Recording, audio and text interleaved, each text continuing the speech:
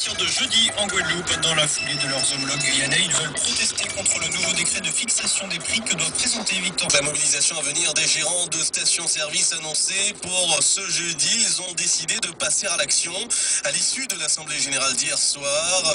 Donc ils ont décidé de fermer toutes les stations du département à partir de jeudi 13 juin et ce pour une durée indéterminée.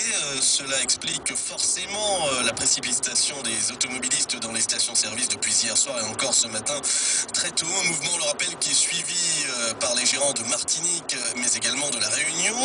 En grève à partir, eux, de demain. Quant à la Guyane où le mouvement a été initié, on le rappelle, on poursuit la grève perlée avec l'ouverture des pompes 7 heures par jour. Les gérants qui réclament l'abandon du projet de décret sur la fixation des prix à la pompe dans les départements d'outre-mer, comme l'explique Patrick Collet, président du syndicat des gérants de stations-service de la Guadeloupe. Il est au micro d'Alexandre Giraud. C'est des questions qu'il faut bien comprendre, parce que le ministre de sa communication fait comprendre de manière très pernicieuse que la demande des gérants, c'est une demande de marge.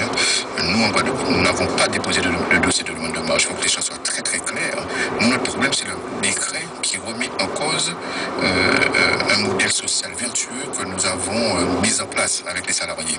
Et nous tenons à la préservation de ce modèle social qui est porteur de plus de 4000 emplois sur les 4 dômes. Et nous disons qu'aujourd'hui, que l'action que nous allons mener à partir de jeudi, c'est une action pour préserver ce modèle social. C'est ce modèle social qui est un modèle vertueux. Mais surtout, c'est un décret, il est mauvais parce que il n'apporte rien à l'existant. Il s'inscrit soi-disant dans une volonté de lutter contre la vie chère, mais le problème de la cherté de l'essence par rapport à ce qui se pratique dans l'Hexagone et en Europe, mais ne se pose pas en Guadeloupe, ne se pose pas en Martinique, ne se pose pas à La Réunion. Donc on ne comprend pas pourquoi aujourd'hui on veut mettre en place une usine à gaz.